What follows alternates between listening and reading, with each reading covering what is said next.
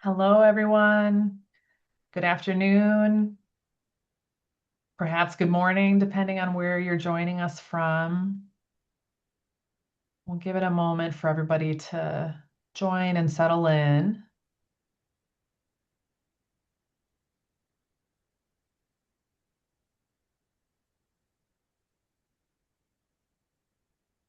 And Mark and Gabby, there may be a couple academic advisors in the audience, a couple parents in the audience.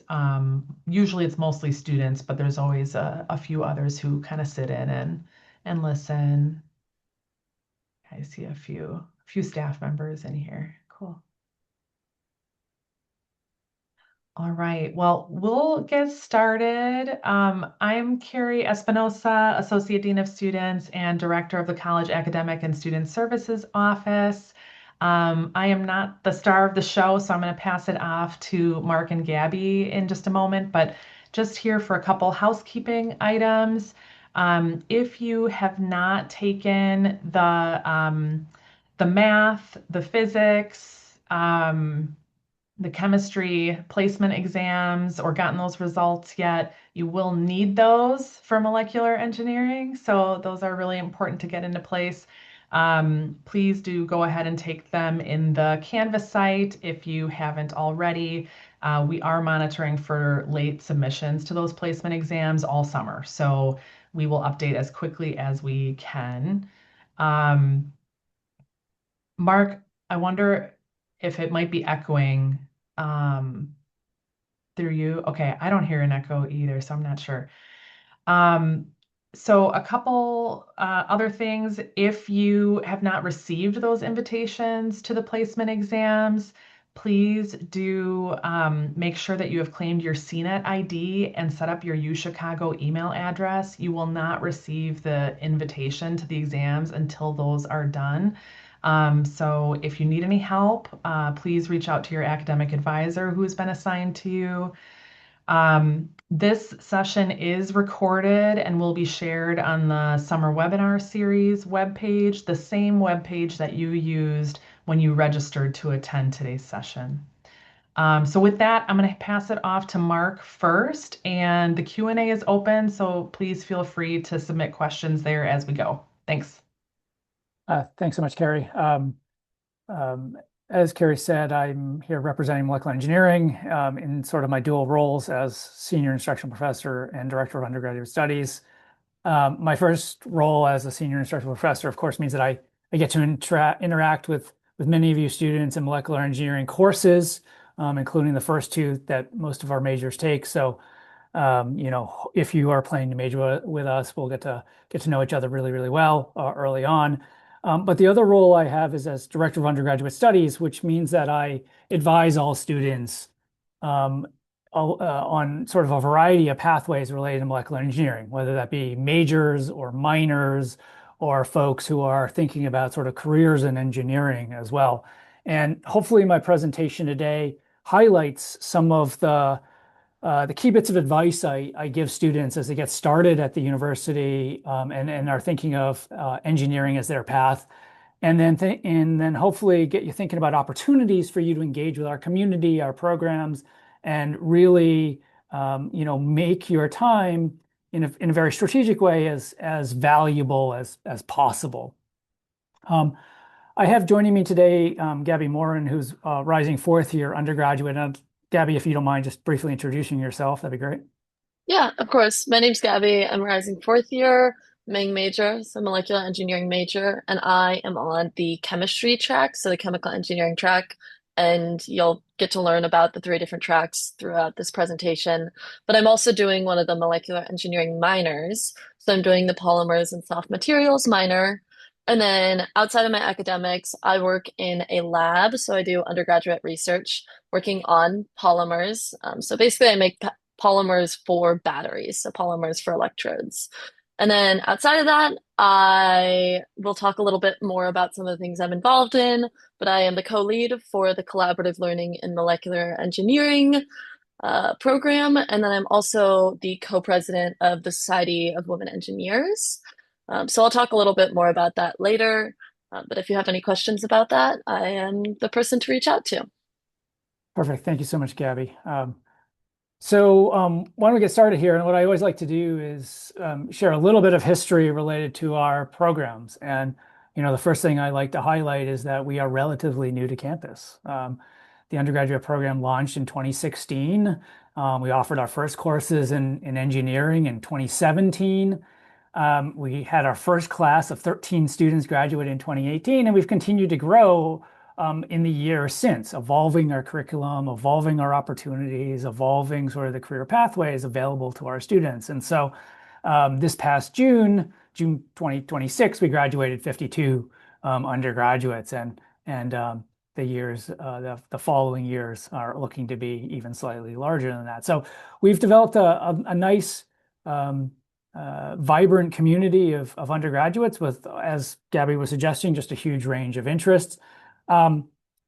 We're doing this all within the context of molecular engineering. So I also like to define what molecular engineering is. And the term molecular engineering actually predates our program at UChicago by actually a good number of years. And here's a quote from Arthur Van Hippel, who was an engineer at MIT. And this is a quote from 1956 saying that molecular engineering, and he uses the phrase molecular engineering, is a new mode of thinking about engineering problems. Instead of taking those prefabricated materials and trying to devise engineering applications consistent with their macroscopic or large scale properties, one builds from the atoms and the molecular levels for the purposes at hand. And that's exactly what we do in molecular engineering. We design, synthesize, manipulate, characterize, apply materials at those atomic, molecular, nano scales to achieve unique properties and unique functions. These are often technologies that span the spectrum of sort of having electrical or optical behaviors that are highly valuable and desirable to unique functionalities in biological systems and maybe ways to tune the human body's immune system to therapies, to better functioning therapies. So it's quite a broad field, but at the heart of it is engineering and engineering problem solving. And engineering is different than pure sciences like chemistry or physics, because as an engineer, we think about how to take that sort of fundamental knowledge that you find in science, those theories and just basic discoveries, and translate them to outcomes that are beneficial for people and the world. So it means that we have to have a kind of broad skill set. We have to understand the science. We have to understand technologies and toolkits and specialized machinery to do our work. But then we also have to understand what are big, important problems that require our attention, require novel solutions. And so in the PME, the Pritzker School of Molecular Engineering, we first focus on making sure that we deliver a very rigorous engineering education to all of our students. But what we don't do is figure out, what the engineering disciplines have been previously, but rather think about you as engineers being adept at identifying and adapting to new problems as they arise. So we're thinking of training you up to be, prepared for a career, a lifelong career in this area.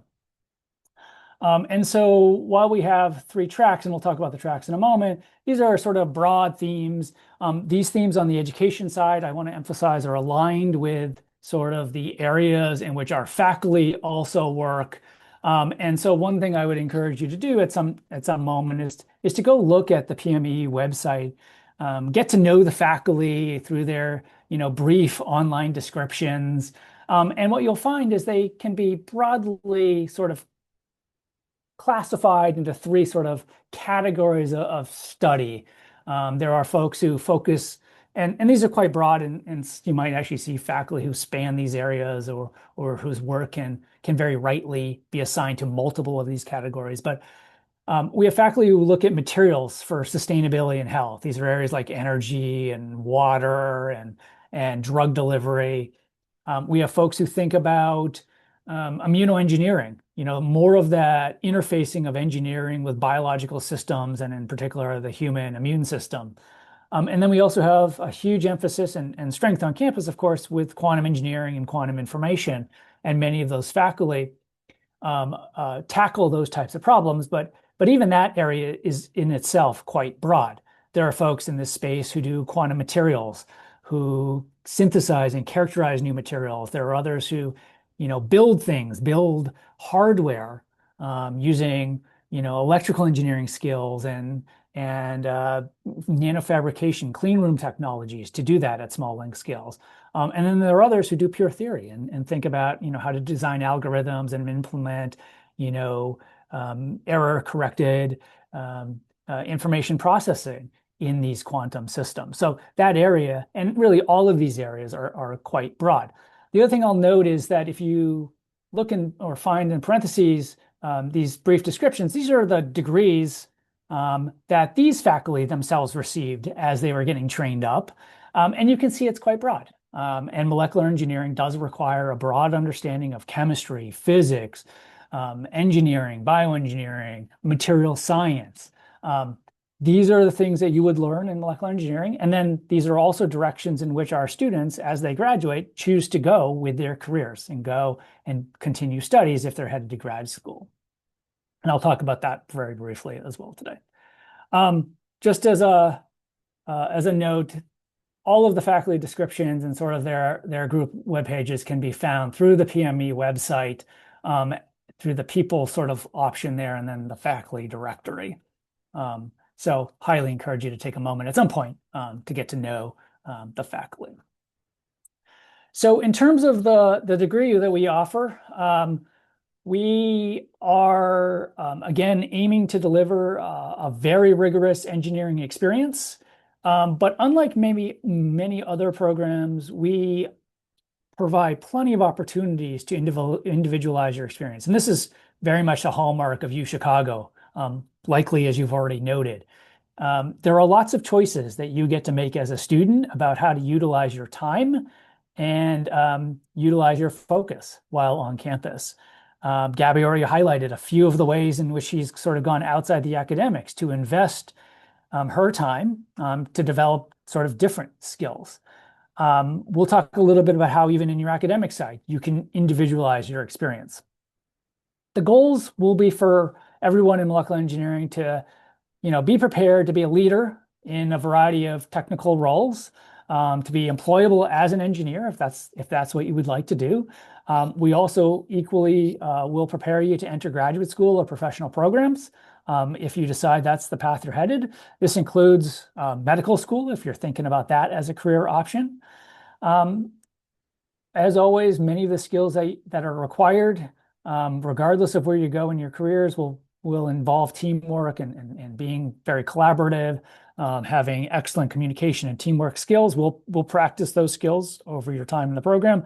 And then we'll talk about, additional, or get you thinking about additional issues around ethical, professional responsibilities and how the work you do as an engineer has an impact, and that impact could hopefully be positive, but also has the potential to be harmful and to be cognizant as you do your work. So let's talk for a moment about the curriculum. Everything is built, of course, on the UChicago core and the liberal arts environment. I'm sure you're all familiar with the 1,500 units of the core. Particularly as you start to plan first year, you're thinking about how to work those core classes into your program.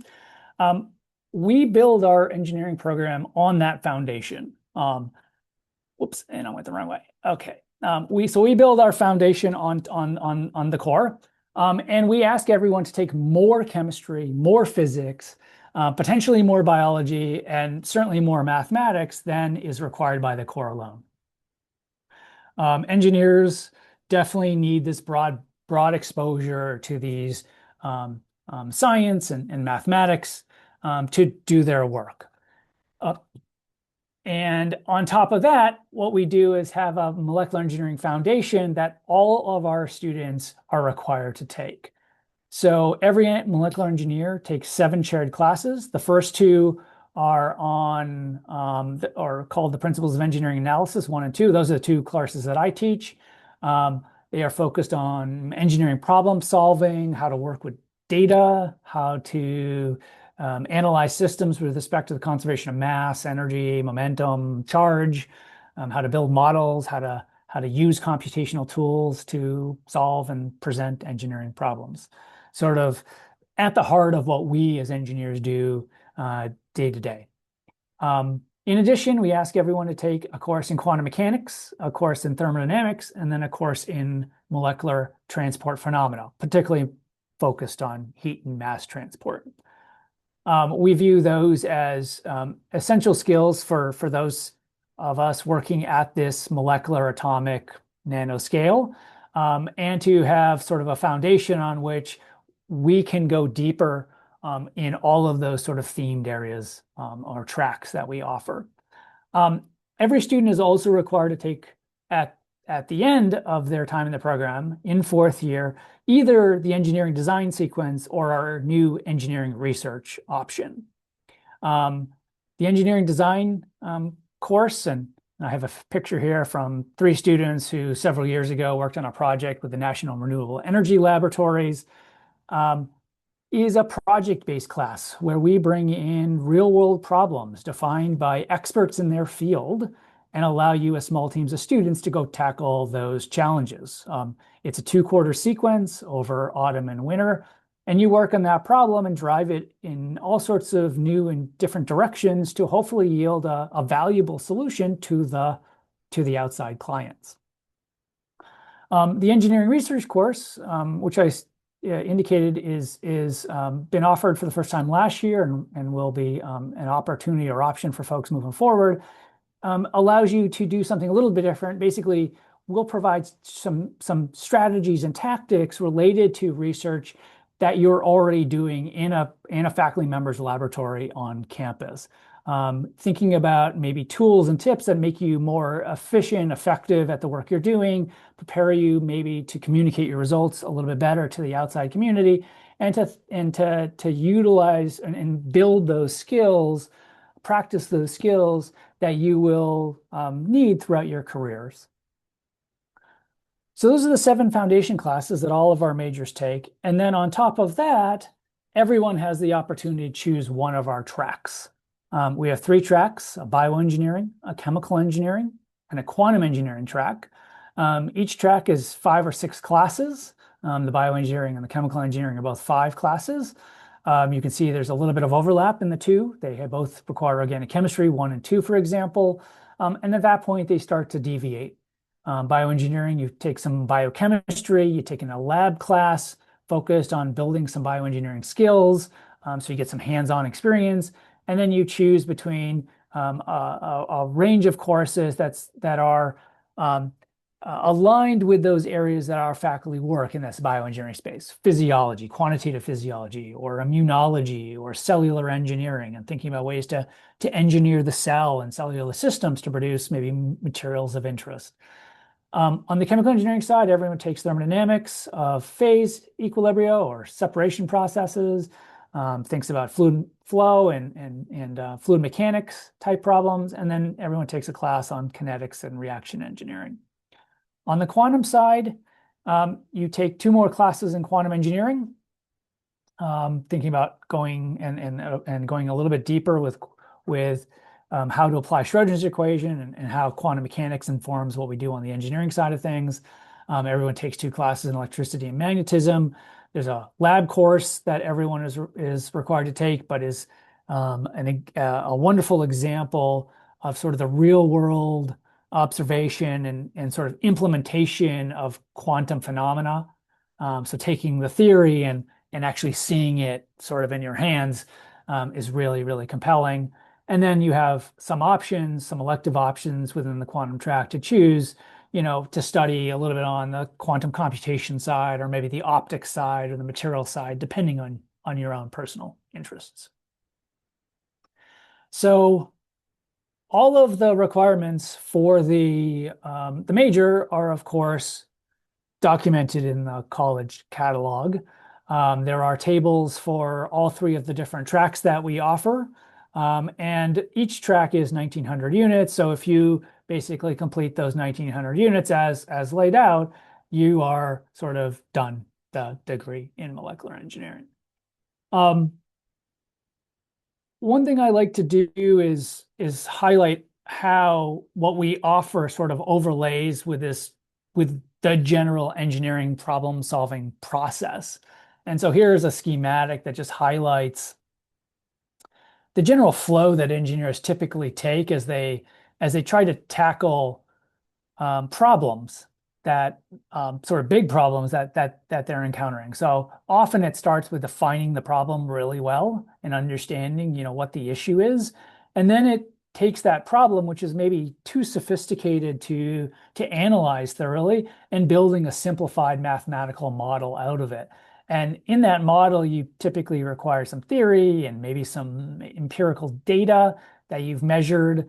And then you use some tools at your disposal, the mathematics, the computer, computational tools, maybe the data analysis skills you've gained to generate some sort of numerical graphical result, and then ultimately take that information, that sort of idea and concept you have for solving the problem, and translate it into the solution that reaches people's hands. And what I like to do is then take this problem-solving process and overlay where our courses sit within this problem-solving sort of workflow. The first two classes, those focused on engineering analysis, 1 and 2, they sit in this, model building, problem definition, working with data, taking basically those models and solving it and presenting it regime of this workflow. While the foundation courses on quantum engineering, thermodynamics, heat mass transport provide the theory, the understanding of the world around us, the science to help us build and provide sort of real world models that are actually sort of going to provide useful information for us. And then the design course and the research courses, they sit sort of at the back end of this process, where we take these outcomes and think about how to build something and implement something useful. So this workflow and this set of courses can be done in 4 years quite comfortably. It of course depends on your starting point. As Carrie suggested, getting your placements in math, chemistry, physics will help inform where you will be starting. The college catalog, our college catalog page, has a couple sample 4-year plans for each of the 3 tracks. One example that I'm just showing here is for the bioengineering track, where a student may have been placed into Math 183, didn't have any sort of advanced placement for chemistry or physics, and therefore in first year would be encouraged to take math, chemistry, and physics alongside their Hume courses for the core in first year and try to make as much progress as possible with the math, chemistry, and physics requirements. And if they do this, starting in Math 183, they leave themselves very well positioned in autumn of second year to take that first class in molecular engineering on engineering analysis, the one I teach and often meet our students. To get to this point, you have to have completed general chemistry, general physics, and at least Math 184. And if you start in MENG 211 here in second year, you take several of our foundational classes the rest of that second year, leaving yourself in third year well positioned to continue with MENG 215 and many of the track specific classes for those 3 tracks. Fourth year, as you'll note, has basically 2 requirements listed. Has the design or the research courses, those capstone courses we talked about, and then lots of freedom for you to figure out how best to use your time. And I'll come back to this, there's a little bit of pressure or onus on you to make good decisions, be strategic with that flexibility in your schedule. This is one plan. Just to highlight, there are also great pathways forward for folks who come in with maybe minimal calculus exposure have been placed into Math 151. In this case, if you're placed into Math 151, the typical advice would be to take math first year, getting through 183, take general chemistry if you're on the bioengineering track. Second year, take more math, take the physics sequence. Along the way, pushing really hard on completing your core requirements with humanities, soc, art, and then leaving yourself basically well positioned in the start of third year to take MENG 211 and get into those first few MENG classes. This is for the bioengineering track. And just to sort of emphasize, this works for all three of the tracks here, sort of the quantum engineering track with someone who maybe comes in with, again, a placement in a Math 151.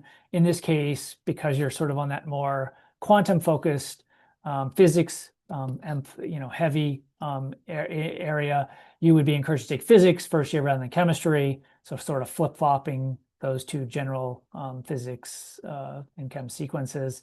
But you would basically start in MENG 211 in second year, and then in third year, go through the track specific classes, compete the capstone or research capstone design or research classes, and end basically in 4 years with a degree in engineering. So maybe I'll pause here. Carrie, are there any questions about our sort of requirements that I could maybe address? And I do have on the next slide a few bits of advice that I can provide as well. But yeah, one of the first questions is about students' math placement and how to sort of kick off. So it says for the prerequisites to start taking MENG, the course catalog requests Math 184 or approved alternatives. Would those approved alternatives include the honors physics sequence and or honors calc sequence? So Math 161. How does that work? Yeah, that's a really good question. And to be honest, if you're on somewhat, and these are somewhat unusual pathways in full transparency for engineering students, I would definitely encourage us to talk specifically. But in general, when we talk about approved alternatives, we're thinking about the analysis sequence, so sort of the beyond calc courses, because 184 is all about multivariable calculus, 183 is about linear algebra, 185 is about differential equations, and those are the skills, the mathematical tools you'll utilize in our courses. And so you definitely don't want to get yourself in a position where you don't have that mathematical background to succeed in the engineering coursework you're taking. And Mark, just because this is on a similar topic, is there any advice that you would have for someone who might be trying to double major?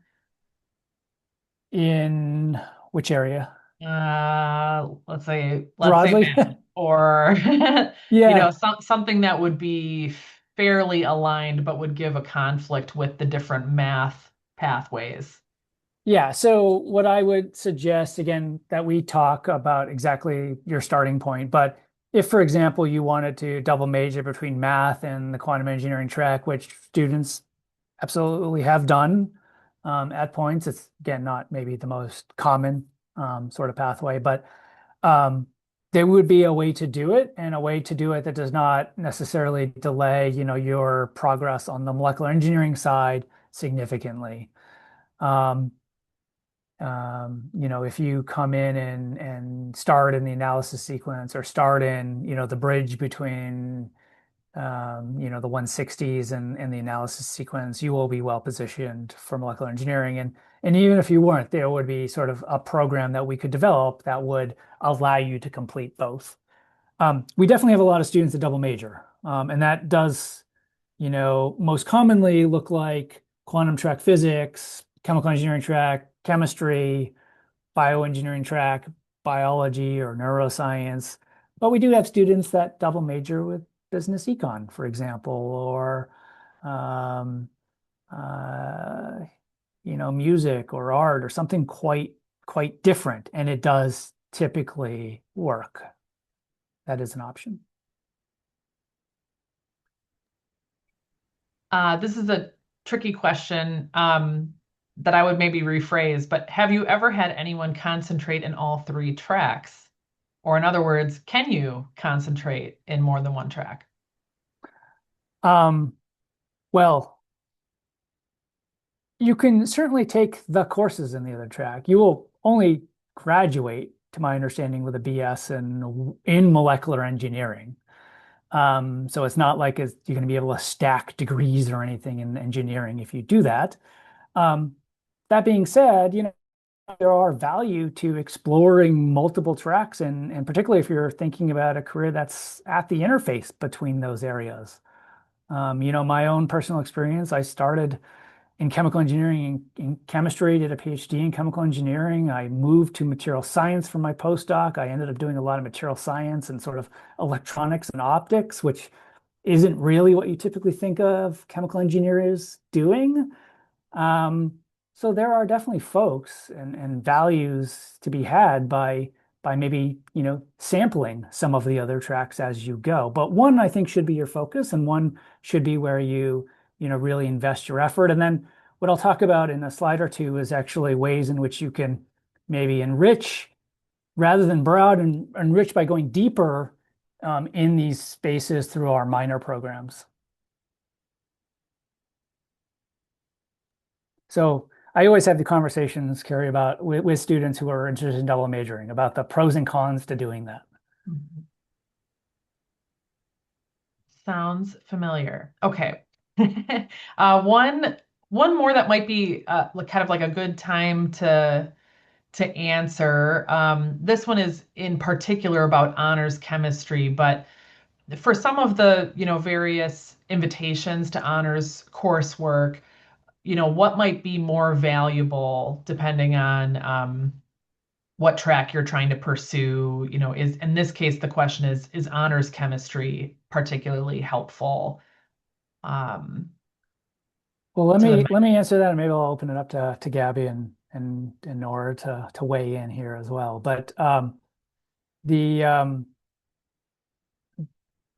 my view is that it's not essential that you pursue honors chemistry or physics.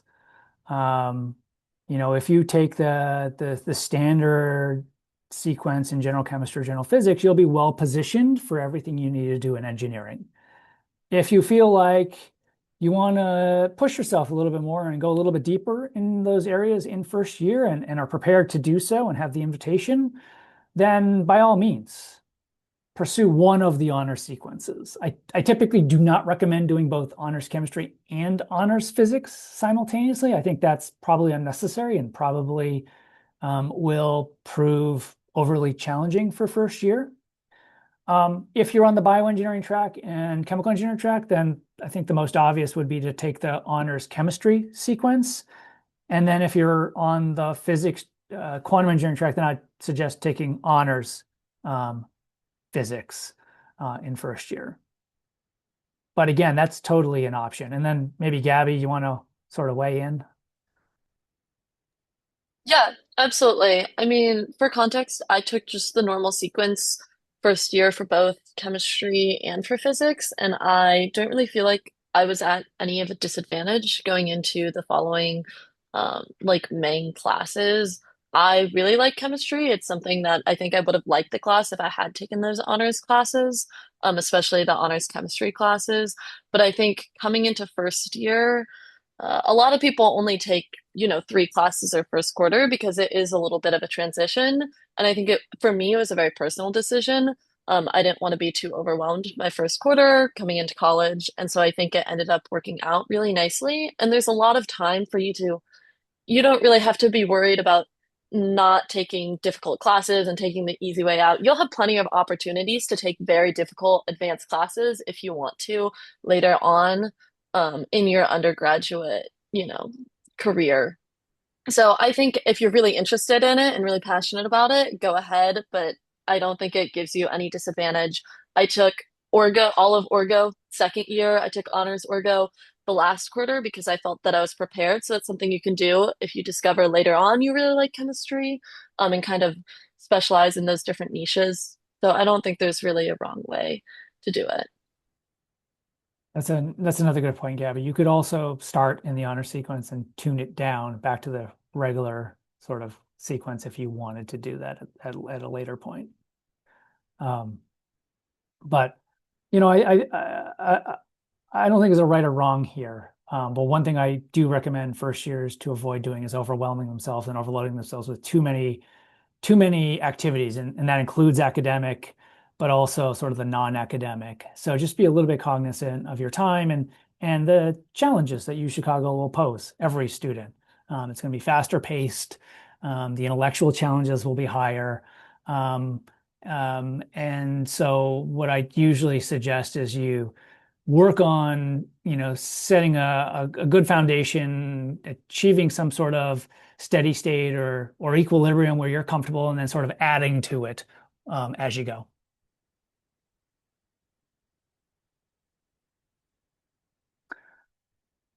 Any other questions, Carrie, or maybe? There's a few others that get a little bit more into the curriculum. Okay. If you feel ready for that, can you elaborate on how the engineering design classes are structured? Are these classes still lecture-based, or are students mostly independent? Do you spend most of your time on campus, or do you go out into the field to meet with people from the industry? Um, Great question. So we definitely meet as part of design in a formal lecture setting, but it's kind of limited. It's basically an hour and a half per week, Monday afternoons.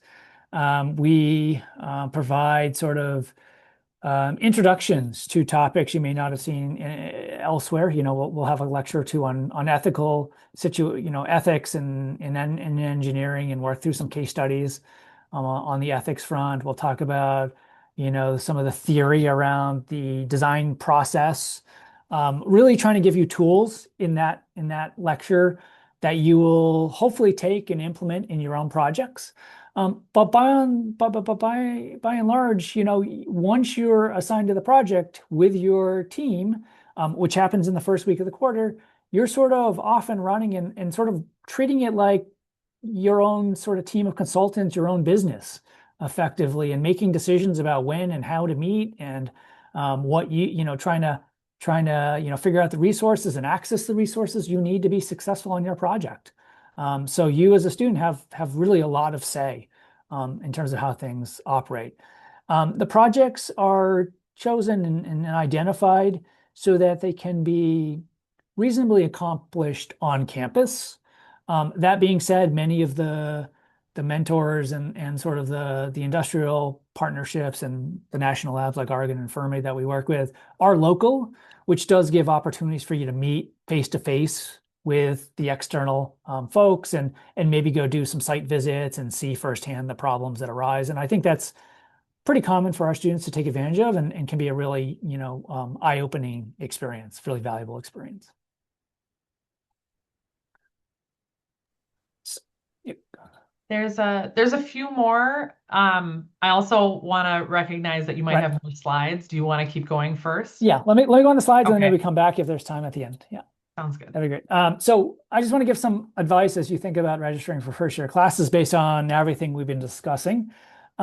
We advise our students to start in the mathematics, chemistry, and physics sequence at the highest level for which they are prepared, and to complete those general education requirements as early as possible. So work on the core, work on your Hume, your Soc in first and second year, make progress sort of consistently on those general education requirements.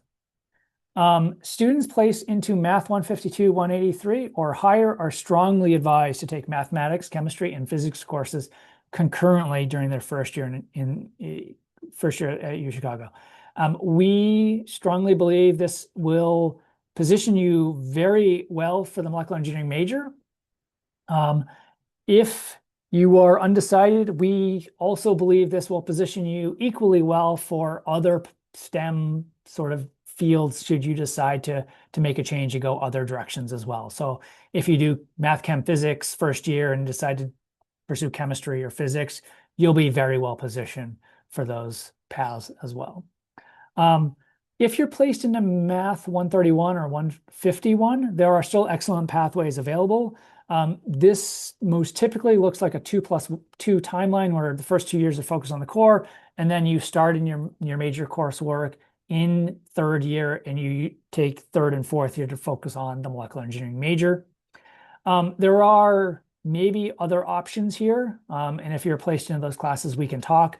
But one option to sort of help you catch up in math is to think about maybe using the summer after first year to take one of those math classes, often it's Math 184, to sort of accelerate your mathematics timeline. And if you do that, then it might actually make sense to take math, chemistry, physics first year as well. So there are a variety of options for folks who might be in that situation. The other big piece of advice I have for everyone is to develop a 4-year plan for your time at UChicago early. And what this does is hopefully paints a picture for you of what all you want to accomplish and get you thinking about your goals. It's not to say that the plan needs to be set in stone and that you don't deviate from it. In fact, I highly encourage you to review and evolve that plan over your 4 years. Your interests might change, your end goals might change. Evolve the plan to accommodate. But the earlier you plan and start laying things out, the more you can see where opportunities arise to go deeper, go broader, and to use your time more effectively. And that's sort of the last bullet here. Use your time at UChicago strategically. There's lots of just wonderful things to do, usually too many to do. And the hard part is not, finding something, but rather narrowing your focus down to those few that you're super passionate about and that you really want to invest your time in. So be strategic as you go. And then that's sort of the transition from the academic to the more sort of community and sort of broad opportunities that we have as part of our vibrant community. And I'm going to turn this slide over to Gabby and Nora. And Nora, maybe you want to start with an introduction to yourself now that you've been able to join us. Yeah, absolutely. Hi, everybody. Sorry for the delayed start. I had some technical difficulties, but my name is Nora. I'm a rising fourth year as well. I'm on the bio track of the molecular engineering program. I'm also double majoring in biochemistry. And outside of my academics, I'm in a lab that's a part of the biological sciences division that researches 3D cardiac tissue printing for like surgical applications and things like that. I also, with Gabby, am co-lead of the Collaborative Learning and Molecular Engineering program. So we'll talk a little bit about that in a second. And then I'm also a part of some less MENG specific clubs on campus, such as Gene Hackers, which is a synthetic biology club that competes in iGEM, which is like an international competition for synthetic biology. So, and Estelle, maybe you want to introduce yourself now as well. Sure. I'm Estelle. I am also going to be a fourth year. I am majoring in molecular engineering on the chemistry track and with a double major in biochemistry. Some of my research interests include nanoparticle gene delivery systems and specifically biomedical engineering and looking at how we can deliver like DNA and RNA to cells through polymer-based nanoparticles. Yeah. Awesome. Okay, so a little bit about collaborative learning and molecular engineering. We call it CLIMB. It's a student-run organization by me and Gabby right now. And we hire PSET writers and team leaders, as we call them, to essentially create PSETs for a Sunday class that runs concurrently with the introductory molecular engineering programs, MENG 211 through MENG 214. And so our team leaders will meet on Sunday with the second year students taking these classes and kind of guide them through these problem sets and allow for not only collaborative problem solving and deeper learning of the material, but also mentorship with older members of the program that have kind of been through some of the same classes and things. It's an entirely attendance-based class. It's pass-fail, 0 credit course. All you have to do is show up and participate collaboratively in order to participate. And there's also similar programs in some of the other like organic chemistry and chemistry programs, but ours is pretty special because it's student run. So, yeah. I don't say older, Nora. I say more seasoned, more experienced students, right? Yes.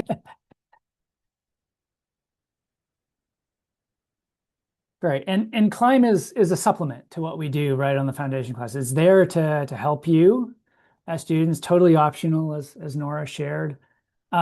I want to take a moment though to highlight maybe an added opportunity for you as an individual to choose to go deeper.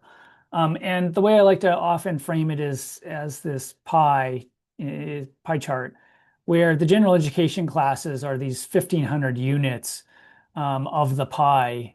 Again, everyone at the college has to take, the humanities, the civilization studies, the arts, the social sciences courses, plus, two in math, chemistry, or physics and biology.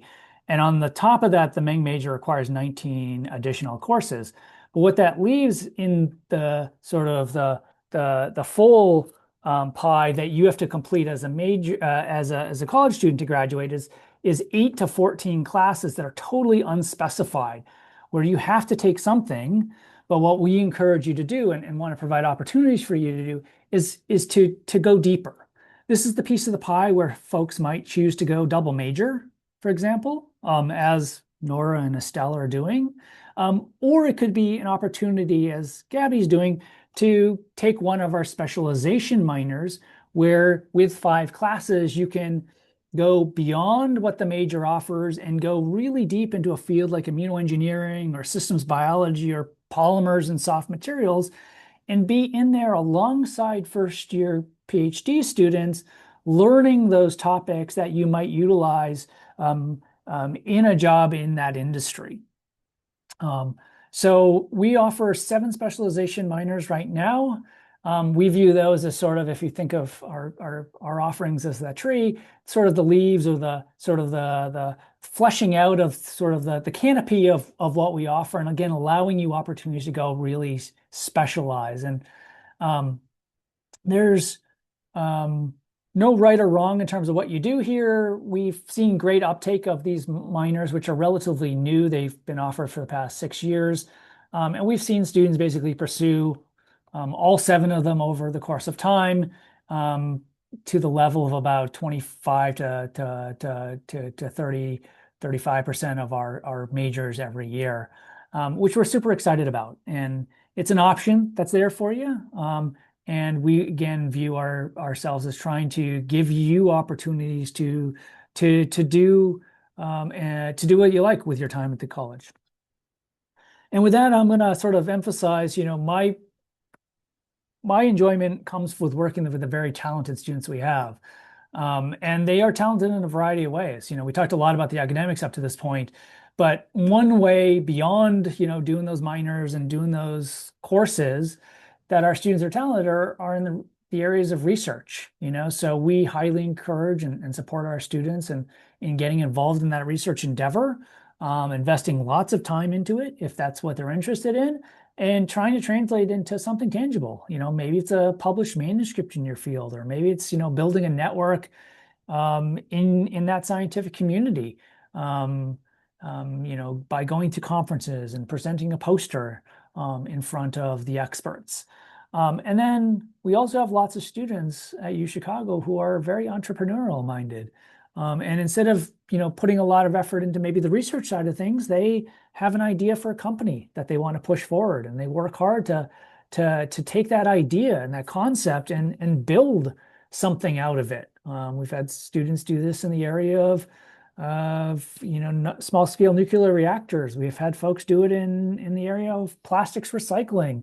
There's an ecosystem on campus around quantum technologies and quantum entrepreneurship. So, hopefully what you are able to do is find something that you're passionate about, and then, figure out how to leverage what you've been learning in the classroom and your available time to do something productive with it. along those lines, I want to highlight other opportunities to engage in molecular engineering. I'll turn it over to the students to maybe talk about. Estelle? Yeah. Great. So there are also like lots of opportunities to get involved in molecular engineering outside of the classroom and the lab. One of the easiest ways to like become involved in our community is through recognized student organizations, also known as RSOs. Specifically, we have the Society of Molecular Engineers. Um, I am the outreach initiatives head for SME, and it's a great way to connect with other students in the major and learn more about like the field and what students are doing or pursuing like for their careers outside of the undergraduate studies. SME specifically has events about once a week throughout the quarter. So throughout the quarter, there's about like 10 weeks, and then we have an event every week. These events can include like alumni and grad student outreach events. So we're trying to develop currently an alumni database. And also we have like fun study breaks. For instance, we hosted a study break where we made towers out of spaghetti and marshmallows for like a fun engineering creative break. So like this allows like students to communicate with one another and build like a sense of engineering community in the PME. Also, we have like professor events, so like professors will come in and talk, and we also have like community outreach stuff where we can talk to like other high schools, and there's also tours of some of the main labs. So we do like labs specifically at UChicago, and also in the past we've done tours at Oregon, which is like a national laboratory. So super cool, lots of fun things to get involved with in terms of RSOs. There are also like there are other like RSOs, more specifically like Society of Women Engineers, and then also like NSBE, and a bunch of others engineering societies. So these are a lot of opportunities to find communities and like base your interest upon and experiences. There are also some really cool groups that are interdisciplinary, like the Alt Protein Project and Gene Hackers, which I know Nora is a part of, and she's happy if there's time. It'd be awesome to hear from her about that. But there's also like designs, and like these RSOs allow you to like, explore areas in molecular engineering that might not necessarily be a part of the coursework. And finally, like each of these RSOs have list host email chains, which you can sign up for generally at like the beginning of like first year. So I would definitely recommend keeping an eye out for emails. So that's where you can find information about all of these seminars, events, and research opportunities going on within the PhD community, and along with other ways to get involved. So basically, I want to say overall, there's like a lot of ways to build a community here, and these are great ways to explore career options through MENG as well. Thank you, Estelle. And that is actually maybe a good segue to highlight that we will be holding a molecular engineering open house event in person early in autumn quarter. Date still to be determined, but likely somewhere in the first 2 weeks of the quarter.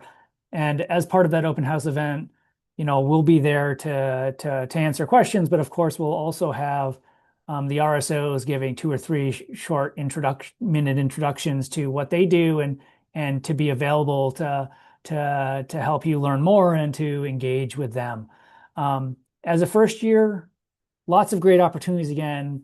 What I would suggest is you maybe get involved in 1 or 2 RSOs to start, and then over time, over the next couple of years, start expanding that level of engagement. Certainly use the RSOs to engage in the community, meet people like Nora, Gabby, and Estelle, who can help you navigate, the college, to help you navigate molecular engineering and to help you maybe refine your ideas on what you want to do in the future. Okay.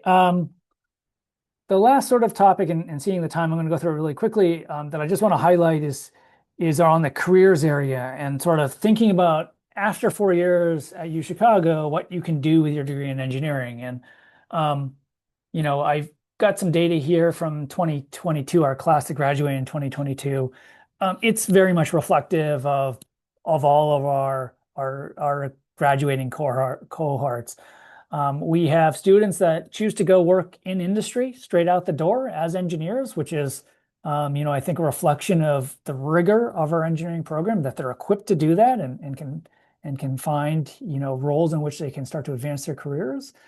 These are areas aligned with their tracks: biotechnology, biodiagnostics, materials, chemical engineering, and sort of materials development, areas like consulting, where maybe you're doing business, technical, or managerial consulting. Maybe it's in areas like finance, frankly, where engineers can leverage their problem solving and quantitative skills very effectively. We also have students every year going to continue their studies. 2022 is 21%. I think on average it's probably a little bit higher than that. I think it's probably closer to 30, 35%. These are folks that go to PhD programs primarily in the areas of bioengineering, biomedical engineering, chemical engineering, material science and engineering, applied physics, pure physics, quantum engineering, you know, aligned again with areas that we sort of focus on in molecular engineering. Every year we have a few students go to master's programs, maybe as a pivot into other disciplines of engineering, say electrical engineering or mechanical engineering.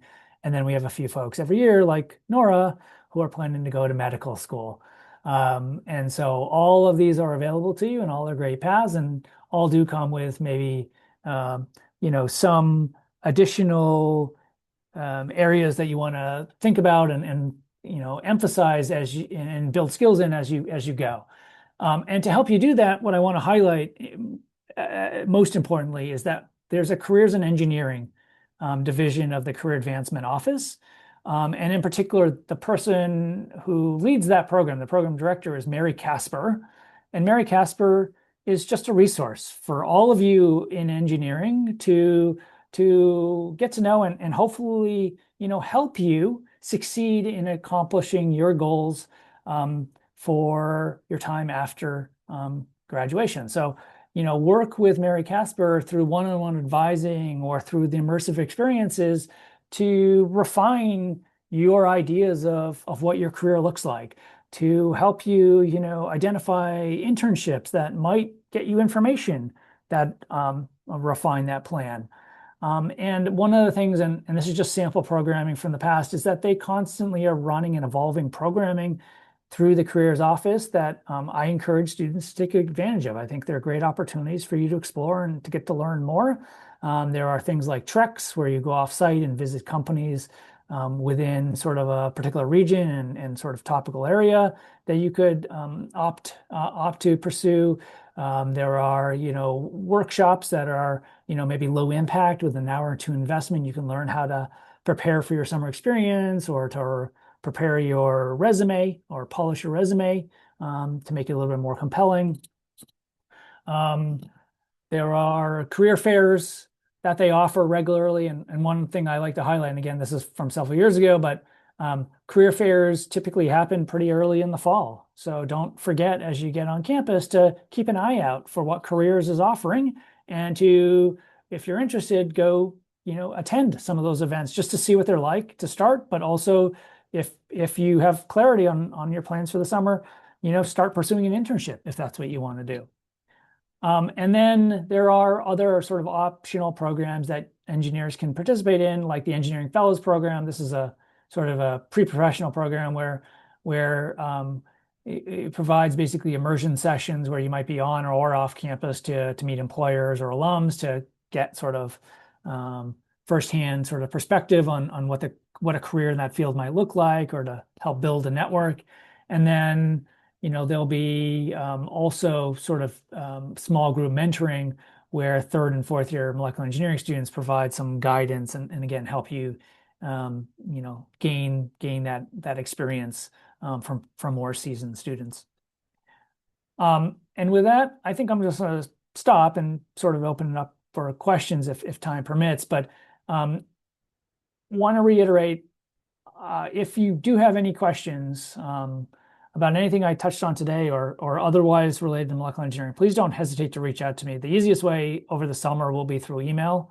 And it's just my last name, Stoykovich @uchicago.edu. So don't hesitate to send me an email. And Carrie, do we have time for a few questions maybe? Yeah, we could do a couple more. There was a good one in here about the sequencing of courses for MENG and how a student might be able to work in a study abroad opportunity, what that might look like. Sounds great. Let me go back to the 4-year plan just as an example. Um, so taking this sample 4-year plan on the bioengineering track, what we typically find is that well, maybe taking a step back from there. First off, I highly encourage students to do study abroad if they're an engineer and that is of interest to them. I think it's a great experience, unique experience, maybe a unique opportunity to have that experience. By all means, do that. It may come with some trade-offs to it. It is something that might limit your schedule flexibility in other ways. Depends on individual situations.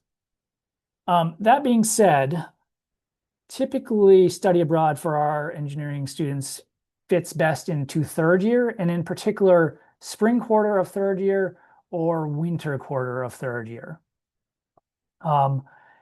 These are quarters in which you have those track-specific classes, maybe those electives that are a little bit more flexible in terms of rescheduling into other points in your plan. For example, MENG 230 is that experimental bioengineering lab course. It's offered twice a year, autumn and spring. So maybe you move that from this quarter down to autumn of 4th year. Same for biochemistry. You maybe move it to autumn of 4th year. And all of a sudden you've carved out a quarter where you don't have any firm requirements, but an opportunity to go to study abroad and maybe knock out all of your civ requirements, for example, that one quarter. Thank you. There's another good one here. Actually, I'm going to combine two. Could you complete a minor program in molecular engineering, particularly if you major in an area like physics or chemistry?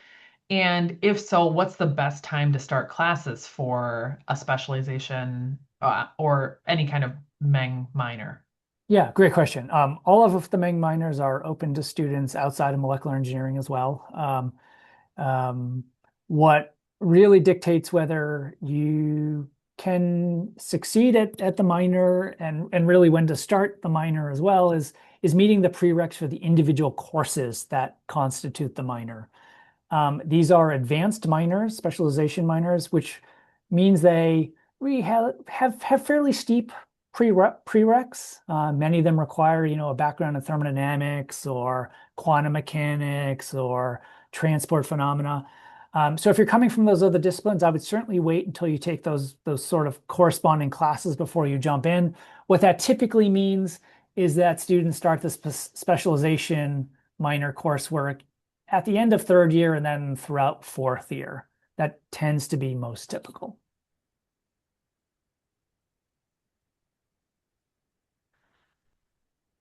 Another question here is around like versatility. So,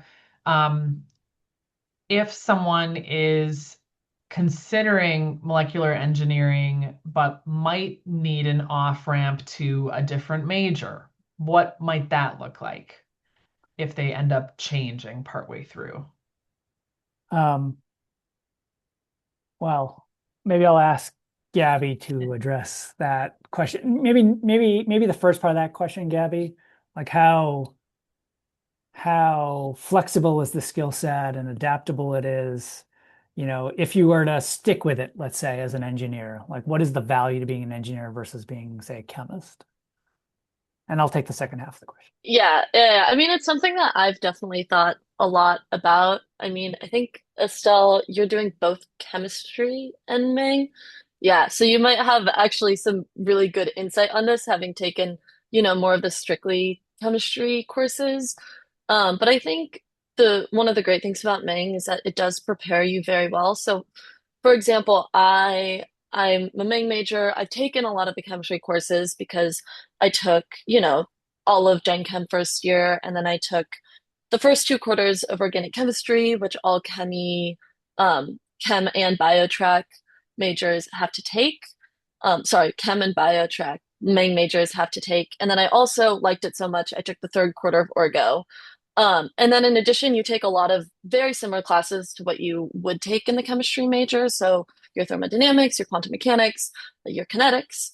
And I am right now doing an analytical chemistry position at AbbVie. So technically, I'm not getting a degree in chemistry, but I do have a lot of skills that have been very translatable. And then also, if you do some of the MENG minors, for example, the polymers minor, I've taken a lot of grad classes that are um, co-listed under both MENG and chemistry. So I'd say it prepares you very, very well.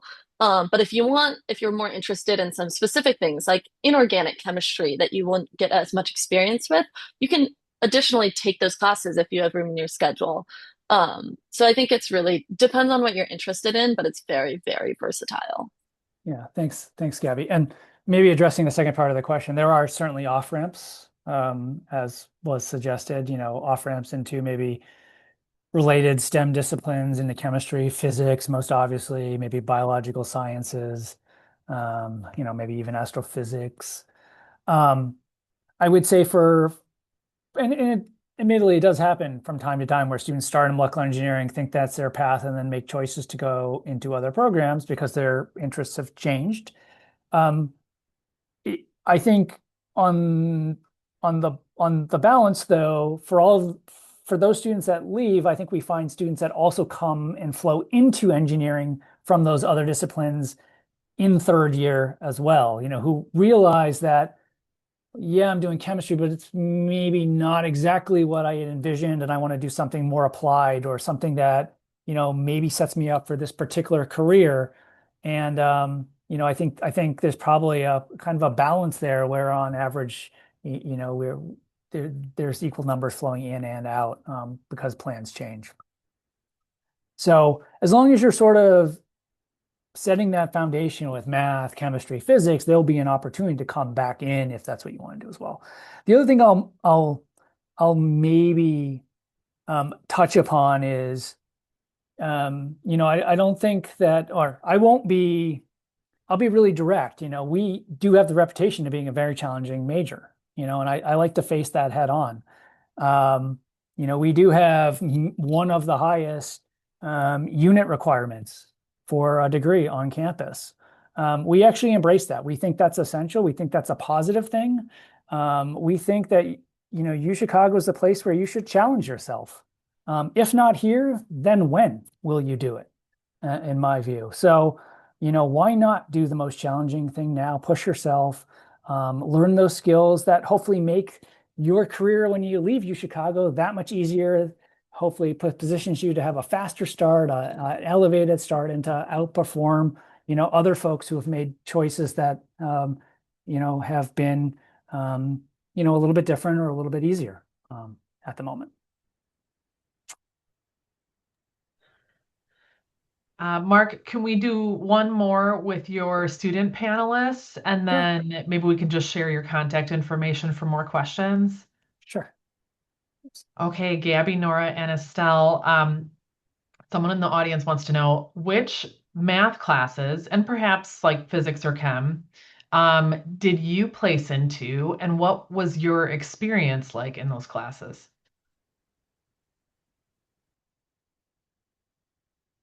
I can start. I placed into the Math 180 sequence. So starting out with 183, I believe, and then following that sequence through. I think that's generally the path that most students follow. Although I don't know if Estelle or Gabby, you've taken it, but I know a lot of people who have started in the 160s. Yeah. Jumping off Nora there, I also placed into the 180s but I know like other students have placed into, for instance, like 153, I believe, and then like jumped into 180s later, and it's definitely possible to do. And like, yeah, I feel like either both paths or whatever you place, like the maths that you place into, they will still like end up preparing you well as you will go through the sequences, whether you're starting like the 150s, 160s, or even like 180s, like they will help you prepare and build a strong math foundation that will help you for your other classes later. I agree. I also, placed into 183, so I placed it into the 180s, and I thought it was a very useful sequence. You still use all of the math that you see in that sequence throughout the rest of your classes. I do know people that have placed into like the 150s And I believe there is kind of information on the course catalog that will help you kind of navigate what to do if you don't place in directly into the 180s.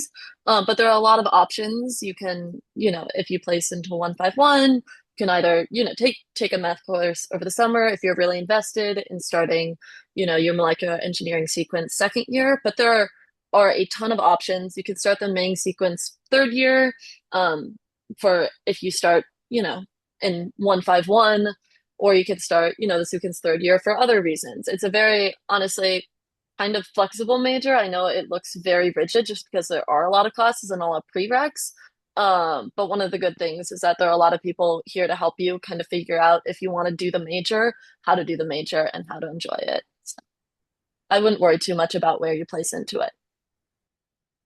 Yeah, and maybe just to add on, while the majority of our students, I think, start in the 180s sequence, there are definitely a good number that start in 152, and even some that start in 151 and 131 who are successful with molecular engineering. So what I don't want anybody to think is that they would be alone starting in any place other than 183. That's definitely not the case. And then if we look at students, sort of the ratio of students that start in the MENG coursework in second year versus those that start in third year, again, you wouldn't be alone starting in third year. There are probably a quarter of our students who graduate each class who have started their MENG coursework in that third year and followed sort of that third, fourth year sequence to finish the degree.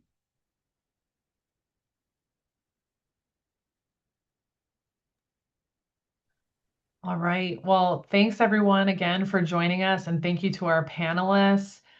Mark has his contact information up here for those of you who still had a couple lingering questions. If you'd like to reach out with more detail about your particular situation and your interests, that would be welcome. Again, this webinar is being recorded and will be posted on the summer webinar series webpage. I do know they are running a little bit behind, so they haven't been getting posted quite as quickly as they typically are, but they should be caught up shortly.